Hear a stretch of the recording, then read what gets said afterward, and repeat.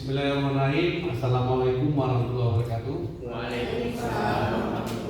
Syukur alhamdulillah pada pagi menjelang siang hari ini kita duduk di sini, teman-teman semuanya yang saya banggakan, terus semua teman-teman penggerak yang pada hari ini angkatan ke 11 ya 9 maaf ya, angkatan 9 yang akan melakukan presentasi aksi nyata ya pada kegiatan destinasi penerapan budaya positif di lingkungan SMA 1 Sandaroya. Sebentar lagi nanti akan dipaparkan oleh teman-teman penggerak khususnya angkatan 9, sehingga kita harapkan kegiatan ini bisa berlangsung dengan lancar dan tertib ya, karena dari kegiatan budaya positif inilah tepat waktu itu bagian dari kegiatan budaya positif. Jadi membiasakan hal-hal yang baik sekecil apapun untuk kita terapkan di lingkungan sekolah ya.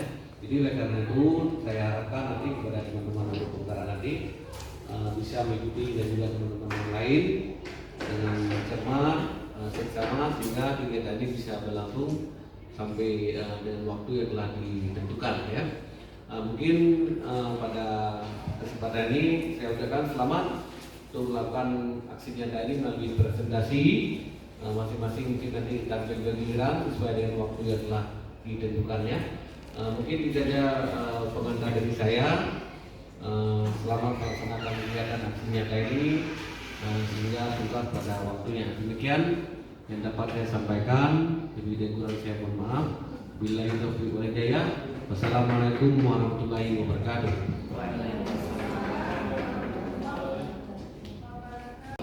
Assalamualaikum warahmatullahi wabarakatuh.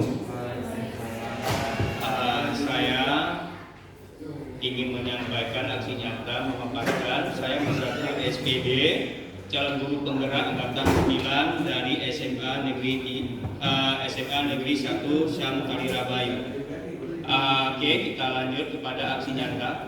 Pada hari ini aksi nyata yang saya bawa adalah diseminasi penerapan budaya positif di lingkungan SMA Negeri 1 Syam Kalirabayu. Oke. Yang pertama yang ingin kita paparkan adalah yang pertama pertanyaan tematik. Setuju atau tidak setuju? Jadi yang pertama, hukuman dapat mendisiplinkan anak. Yang kedua, pemberian hukuman dengan hal positif seperti membaca atau membersihkan halaman sekolah dapat meningkatkan disiplin anak.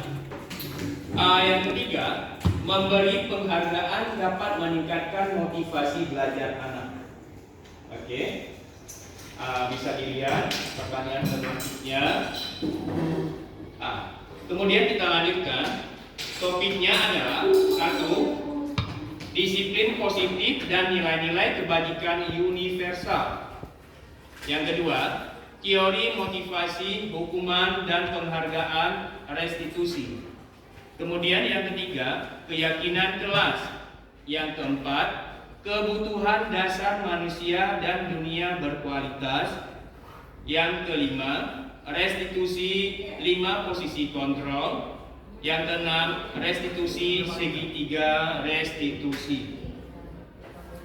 Oke, kita lanjutkan dengan paparan yang selanjutnya, pembelajaran 2.1. Di sini kita ambil judulnya adalah modul disiplin positif dan nilai-nilai kebajikan universal. Oke. Perubahan paradigma teori kontrol atau perubahan paradigma teori kontrol atau teori pilihan. Di sini kita bisa lihat satu persatu. Satu, ilusi guru mengontrol murid. Yang kedua, ilusi bahwa kritik dan membuat orang merasa bersalah dapat menguatkan karakter. Yang ketiga, ilusi bahwa semua penguatan positif, efektif dan bermanfaat. Yang selanjutnya, ilusi bahwa orang dewasa memiliki hak untuk memaksa. Oke. Menurut Stephen, di sini, bila kita ingin membuat kemajuan perlahan, sedikit-sedikit ubahlah sikap atau perilaku Anda. Namun bila kita ingin memperbaiki cara-cara utama kita, maka kita perlu mengubah kerangka acuan kita. Ubahlah bagaimana Anda melihat dunia, bagaimana Anda berpikir tentang manusia. Ubahlah paradigma Anda, skema pemahaman dan penjelasan aspek-aspek tertentu tentang realitas. Oke. Bisa dilihat di sini adalah ada tabel perubahan paradigma, stimulus, respon, teori kontrol atau teori pilihan. Di sini siapa yang sesungguhnya yang memiliki kontrol? Di sini ada dua, stimulus respon, ada teori kontrol pilihan. Bisa kita baca satu persatu di sini. Ibu-ibu bisa baca sendiri. Oke, sambil dilihat, dibaca-baca. Oke. Kita lanjutkan dengan slide. Apakah makna disiplin? Oke, ini adalah materi yang sangat bagus. Apakah makna disiplin? Dalam bukunya Prijo dan Minto memberikan pengertian disiplin adalah suatu kondisi yang tercipta dan terbentuk melalui suatu proses dari serangkaian perilaku yang menunjukkan nilai-nilai ketaatan, kepatuhan, kesetiaan, keteraturan, dan ketertiban. Yang kedua, ketika mendengar kata disiplin, kebanyakan orang akan menghubungkan disiplin dengan tata tertib, peraturan, dan kepatuhan. Kecenderungan umum adalah menghubungkan kata disiplin dengan ketidaknyamanan, bukan dengan apa yang kita hargai atau pencapaian suatu tujuan mulia. Oke. Nilai-nilai kebajikan adalah sifat-sifat positif manusia yang merupakan tujuan mulia yang ingin dicapai setiap individu. Nilai-nilai tersebut bersifat universal dan lintas bahasa, suku bangsa, agama maupun latar belakang. Di sini poin yang pertama, setiap perilaku atau perbuatan memiliki suatu tujuan, menurut William Glasser. Kemudian, dengan mengaitkan nilai-nilai kebajikan yang diyakini seseorang, maka motivasi intrinsiknya akan terbangun, sehingga menggerakkan motivasi dari dalam untuk dapat mencapai tujuan mulia yang diinginkan. Nilai-nilai kebajikan yang ingin dicapai oleh setiap anak Indonesia kita kenal dengan namanya profil pelajar Pancasila. Di sini yang pertama nilai-nilainya adalah ada beriman, bertakwa kepada Tuhan Yang Maha Esa dan berakhlak mulia. Kemudian ada mandiri, bernalar kritis, berkebinekaan, global, bergotong royong, dan kreatif. Untuk pembelajaran yang kedua, 2.2, teori motivasi, hukuman dan penghargaan, di sini restitusi. Oke, kita lanjutkan pembelajarannya. Di sini teori motivasi perilaku manusia. Yang pertama, untuk menghindari ketidaknyamanan atau hukuman, apa yang akan terjadi apabila saya tidak melakukannya? Itu termasuk motivasi eksternal. Yang kedua, untuk mendapatkan imbalan dari orang lain atau institusi, apa yang akan saya dapatkan apabila saya melakukannya? Itu termasuk juga motivasi eksternal. Yang ketiga, untuk menghargai diri sendiri, saya akan menjadi orang yang seperti apa bila saya melakukannya. Ini juga termasuk motivasi internal. Kita lanjutkan dengan dihukum oleh penghargaan. Kita kenal dengan adanya penghargaan, apakah itu termasuk hukuman? Bahwa penghargaan berlaku sama dengan hukuman dalam arti meminta atau membujuk seseorang melakukan sesuatu untuk memenuhi sesuatu tujuan tertentu dari orang yang meminta atau membujuk. Dorongan eksternal dan akan ada faktor ketergantungan. Beberapa dampak dari pemberian penghargaan menurut Alfie. Yang pertama, pengaruh jangka pendek dan jangka panjang. Yang kedua, penghargaan bersifat menghukum. Yang ketiga, penghargaan mengurangi ketepatan. Yang keempat, penghargaan tidak efektif. Yang kelima, penghargaan merusak hubungan. Di sini ada slide yang tentang dihukum oleh penghargaan. Yang pertama, penghargaan menurunkan kualitas. Yang kedua, penghargaan mematikan kreativitas. Penghargaan mengurangi motivasi intrinsik. Oke, kita lanjutkan paparannya. Bentuk program kebajikan atau apresiasi. Dalam memberikan apresiasi, pengakuan perlu diingat beberapa hal.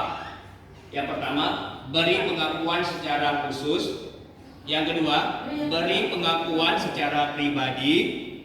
Yang ketiga, beri pengakuan kepada semua murid dalam arti bergantian. Yang keempat, beri pengakuan secara konsisten. Yang terakhir, fokus pada proses. Oke, kita lanjutkan. Contoh pengakuan atau apresiasi kebajikan. Pembukaan, kemarin saya perhatikan nilai kebajikannya, rasa empati besar sekali dari bahasa, kemarin saya perhatikan. Situasinya adalah pada saat menolong murid baru di kelas kita.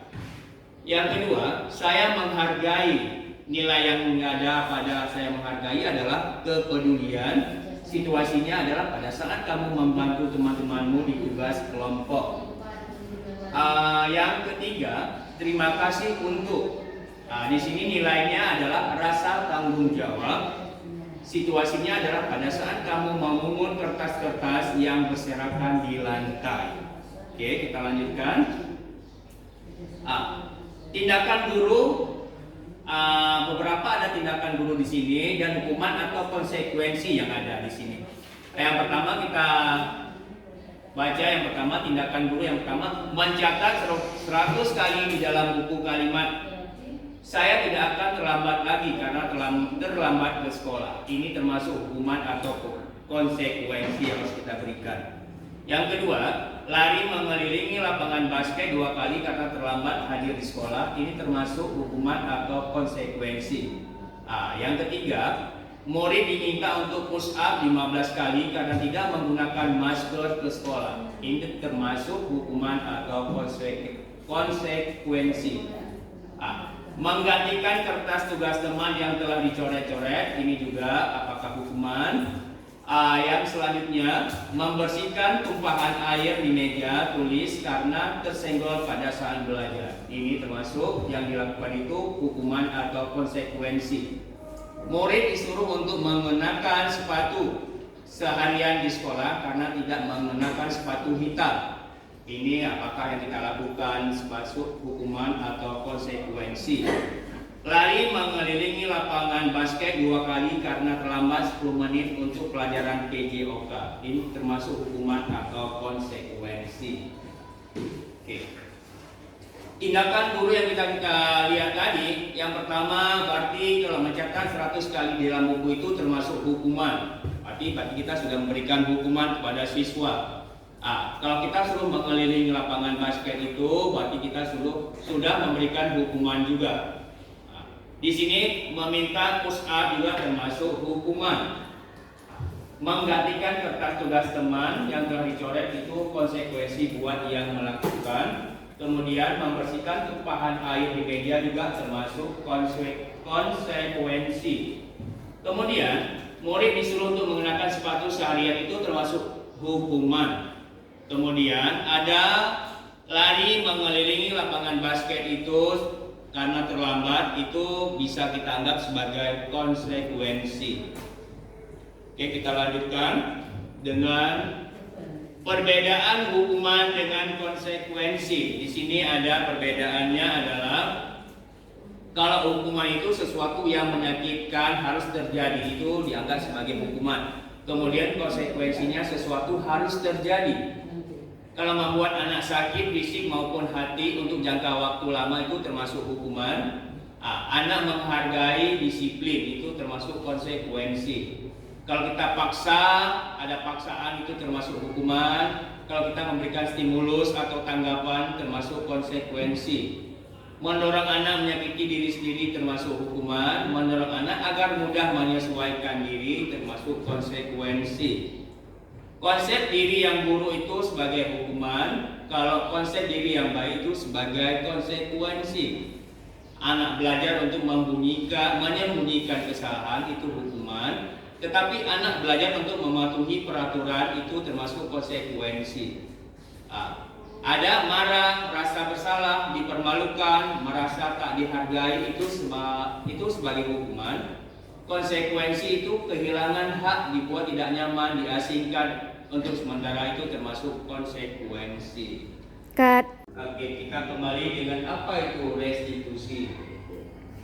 Restitusi adalah proses menciptakan kondisi bagi murid untuk memperbaiki kesalahan mereka, sehingga mereka bisa kembali pada kelompok mereka dengan karakter yang lebih kuat. Restitusi juga merupakan proses kolaboratif yang mengajarkan murid untuk mencari solusi untuk masalah mereka dan membantu murid berpikir tentang orang seperti apa yang mereka inginkan, menjadi tujuan, dan bagaimana harus memperlakukan orang lain.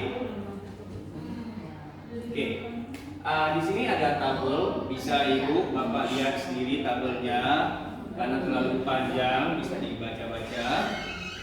Oke, ada yang namanya di sini 9 ciri-ciri restitusi.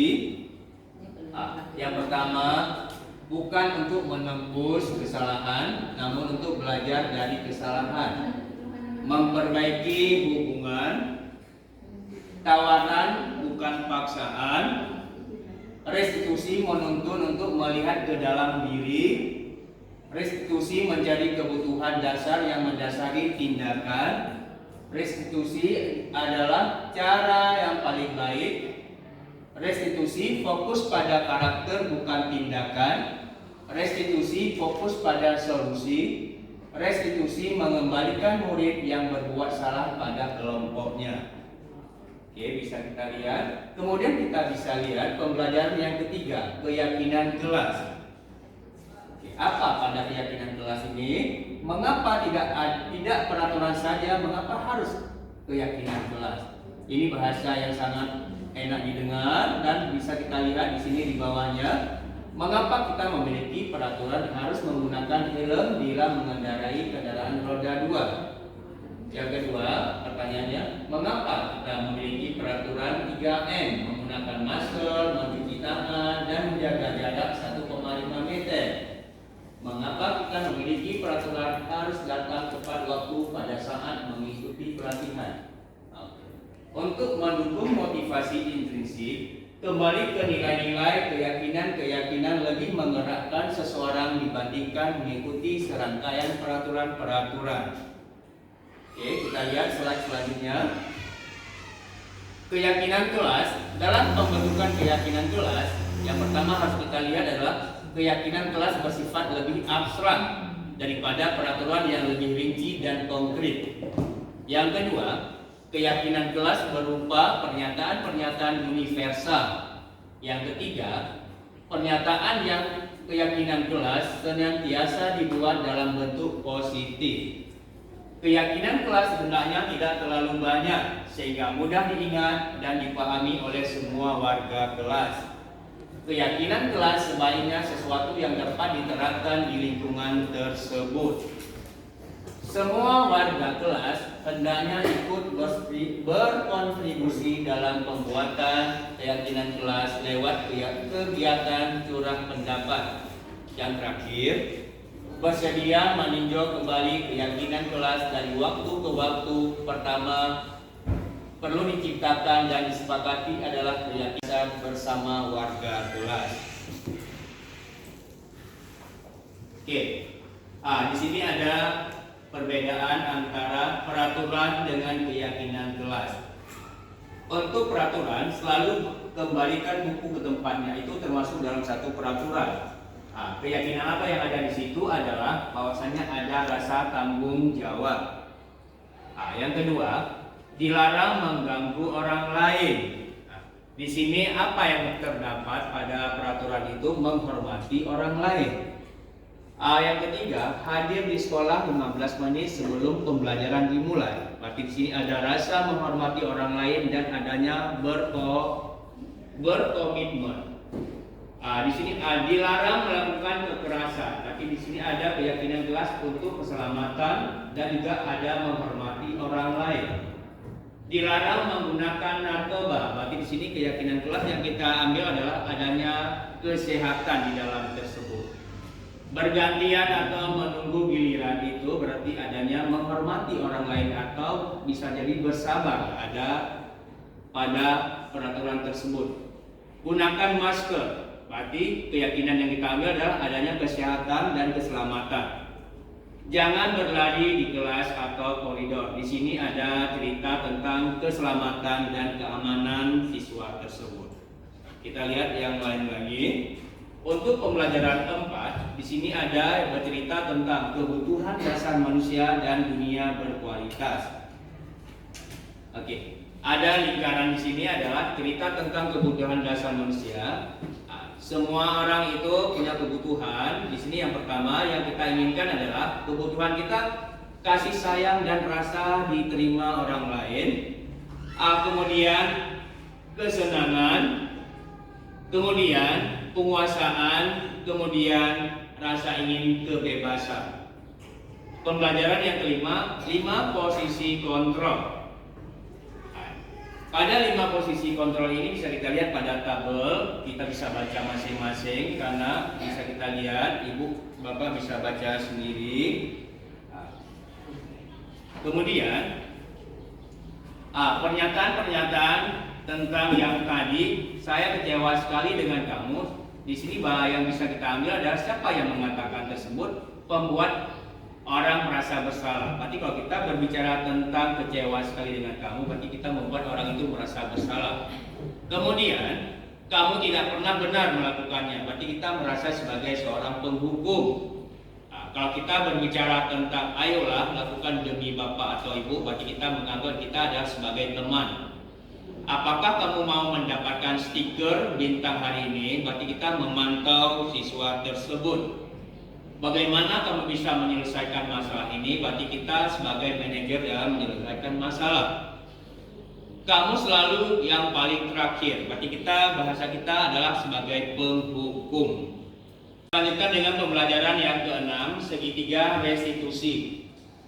Cerita tentang segitiga restitusi di sini adalah bagaimana cara kita menyelesaikan sesuatu masalah dengan siswa menggunakan 3 tindakan. Yang pertama, tindakan yang kita ambil adalah kita menstabilkan identitas dulu, kemudian kita validasi kebutuhan, kemudian kita menanyakan keyakinan siswa tersebut. Oke. Ini beberapa contoh menstabilkan identitas. Yang pertama, guru berkata, berbuat salah itu hal yang manusiawi. Tidak ada manusia yang sempurna. Bapak, ibu juga berbuat salah. Kita pasti bisa menyelesaikan permasalahan ini. Oke, kita lanjutkan dengan bagaimana bahasa validasi kebutuhan. Di sini bisa kita berkata, kamu bisa saja melakukan hal yang lebih buruk, tapi kamu tidak melakukannya. Kamu pasti punya alasan mengapa melakukannya. Oke, kita lanjut dengan menanyakan keyakinan. Bahasa kita lakukan adalah apa nilai yang kita percaya di kelas atau di sekolah kita. Nilai-nilai universal apa yang telah kita sepakati? Atau kelas yang ideal itu seperti apa sih? Oke. Di sini refleksi yang bisa kita ambil adalah hal baru apa yang mengubah paradigma saya yang saya dapatkan. Yang kedua, perasaan apa yang muncul selama mengikuti sesi ini, khususnya mengenai makna disiplin dan motivasi intrinsik. Yang ketiga, peran Among seperti apakah yang saya telah lakukan selama mengikuti modul ini. Yang keempat, saya akan menjadi Among yang seperti apakah setelah mengikuti modul ini. Oke, kita lanjutkan. Salam penggerak di sini kita sudah selesai ya Ibu Bapak. Saya presentasikan. Jadi terima kasih banyak. Jadi kita lanjutkan dengan seksi tanya jawab. Oke, di sini setelah saya presentasi ada yang mau ditanyakan dari Ibu Bapak. Oke. 1, 2, 3. Oke, terima kasih untuk Pak Arlin. Pertanyaannya kita kasih untuk Pak Arlin. Terima kasih Pak Eselon Guru Penggerak. Saya ingin menanggapi hasil masalah peraturan di pihak item juga, kemudian kesepakatan kelas dengan pihak item. Biasanya keperaturan sekolah itu ditentukan oleh sekolah, biasanya kan. Ya, saya ingin menanggapi mengenai kesepakatan kelas. Itu item-itemnya dari mana diambil? Apakah itu dari sekolah, guru, atau dari siswanya? Terima kasih. Oke, terima kasih kepada Pak Arlin pertanyaannya. Di sini kita akan mencoba menjawab tentang pertanyaan Pak Arlin tentang bagaimana asal usul keyakinan kelas itu muncul. Oke, menurut saya yang sudah saya pelajari. Oke, menurut saya sudah saya pelajari pada modul-modul dan pada kawan-kawan, cerita muncul keyakinan kelas itu diawali dengan kita di dalam kelas itu bercerita tentang aturan sekolah dulu. Apa saja yang mereka ketahui tentang aturan-aturan sekolah yang harus mereka indahkan, ikuti. Diawali dengan itu kita sepakat dengan siswa menulis dulu apa peraturan-peraturan sekolah yang memang mereka itu harus mereka ikuti. Di awal dari mereka itu muncul di pintu pagar sampai mereka itu mau pulang menuju ke pintu pagar kembali. Di sini ada beberapa contoh, misalnya peraturan yang sekolah itu datang ke sekolah itu tepat waktu, itu jadi salah satu aturan sekolah. Kemudian menggunakan baju seragam itu muncul dari peraturan sekolah, dan berbagai macam-macam yang lain juga aturan-aturan sekolah. Kemudian dari aturan-aturan itu kita sepakati dengan siswa itu yang menjadi kesepakatan yang memang mereka harus mereka ikuti, terutama di kelas dulu. Contohnya lebih bagus lagi kalau siswa itu tepat masuk sekolah supaya mereka memang bisa belajar dengan bagus. Itu seperti itu Pak Arlin. Beberapa aturan-aturan itu disepakati, kemudian kita ambil untuk terjadinya satu kesepakatan di dalam kelas yang memang mereka itu harus betul-betul tahu dan komitmen dengan peraturan yang sudah mereka kesepakati. Seperti itu Pak Arlin. Gimana Pak Arlin? Terima kasih. Terima kasih atas pertanyaannya. Kalau memang sudah puas pada Pak Arlin. Kemudian ada pertanyaan dari kawan yang lain lagi. Setelah beberapa jam kita menggunakan waktu Ibu Bapak untuk mempresentasikan hasil daripada aksi nyata saya. Jadi kesimpulan di sini, jadi sama-sama kita untuk bisa melakukan hal yang positif, supaya kita sendiri melakukan hal yang positif itu bisa menjadi karakter kita. Yang kedua, siswa juga harus bisa kita tuntun yang lebih bagus lagi untuk bisa bersifat dan melakukan hal yang positif. Di sini karena materi kita sudah selesai, jadi saya tutup. Assalamualaikum warahmatullahi wabarakatuh. Salam untuk guru penggerak, semoga cepat tergerak. Oke.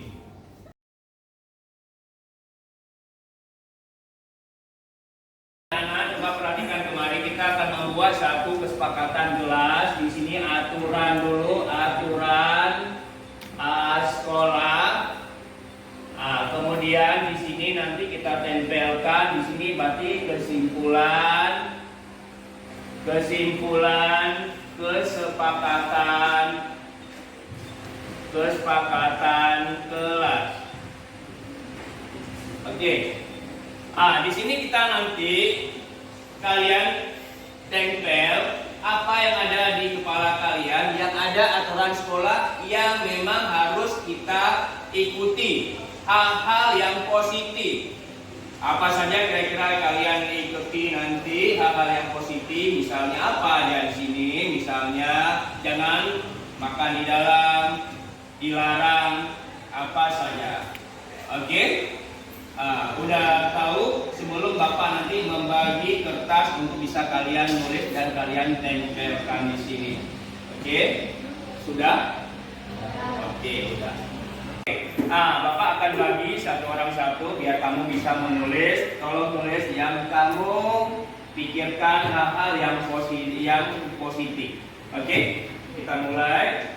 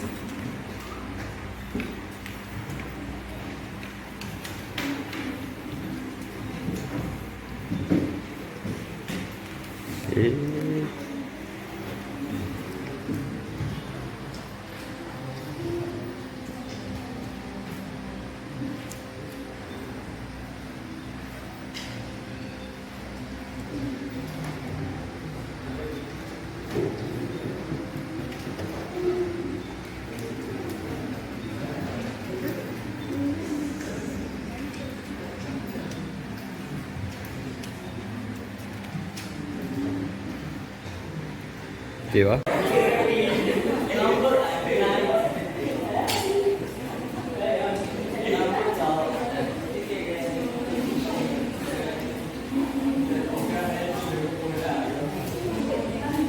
Jangan menyontek, jangan, berarti di situ menghargai kawan, itu kan kesepakatan juga. Jangan menghina kawan, jangan membuli.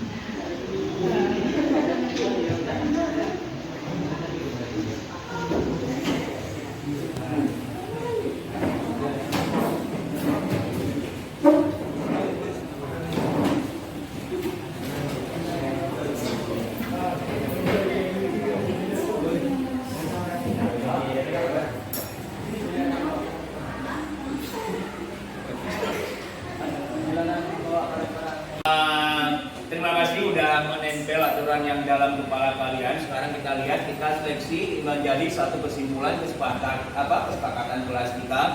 Di sini ada yang membuat jangan membuli teman, tidak memakai lipstik, harus saling menghargai. Oke, ini mantap, boleh juga.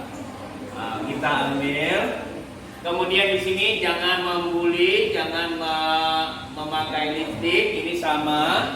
Di sini dilarang merokok, oke. Kemudian di sini hampir-hampir sama ya. Ini juga jangan menyontek, jangan makan di kelas. Oke, kita buat. Nah, kemudian di sini juga jangan membuat keributan saat jam pelajaran. Mantap. Oke. Kemudian jangan memukul kawan, jangan membuli, tidak ini disuruh bersikap sopan. Oke. Kemudian dilarang membawa HP, jangan menyontek. Oke. Kemudian dilarang merokok, dilarang pacaran, dilarang makan di kelas, tidak menyaut. Oke. Jangan mencoret dinding. Oke, mantap. Oke, ini kita ambil kesimpulan. Jangan membuang sampah pada tempatnya. Dan ada juga jangan datang terlambat. Oke, satu lagi, tidak boleh membuli sesama kawan. Oke. Nah, ini kesepakatan kelas yang sudah kita buat. Kesepakatan kelas yang kita buat di sini.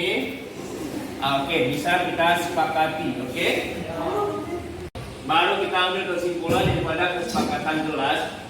Pada kesimpulan ini kita harus ambil adalah yang pertama, yang cocok adalah dilarang merokok. Kemudian jangan mencoret dinding, jangan makan di jam pelajaran. Kemudian tidak boleh membuli sesama kawan. Kemudian di sini tidak makan saat jam pelajaran. Kemudian tidak berantem. Kemudian bersikap sopan.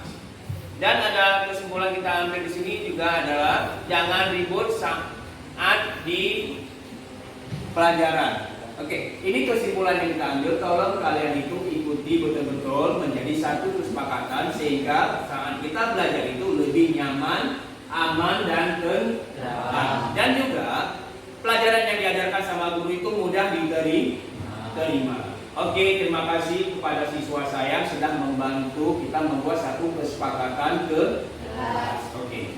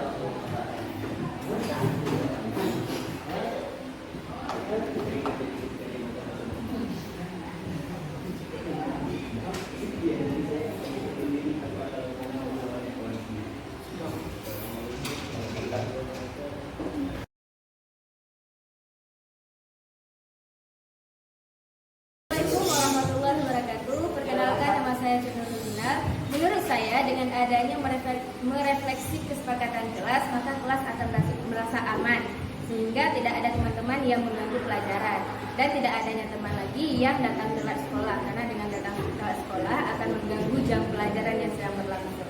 Terima kasih. Assalamualaikum warahmatullahi wabarakatuh. Assalamualaikum warahmatullahi wabarakatuh. Perkenalkan, nama saya Rihana Junaisyah. Saya mewakili dari teman-teman ingin merefleksikan tentang kesepakatan kelas.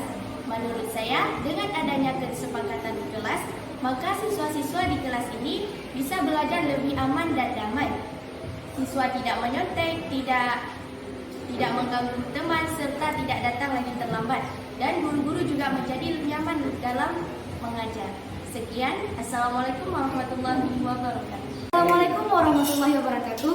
Saya Alia Muhira ingin mengambil kesimpulan tentang kesepakatan kelas, yang mana dengan adanya kesepakatan kelas kita menjadi lebih aman saat belajar, seperti tidak keluar masuk kelas saat jam pelajaran dan tidak mengganggu teman saat jam pelajaran, dan guru-guru saat mengajar juga lebih aman.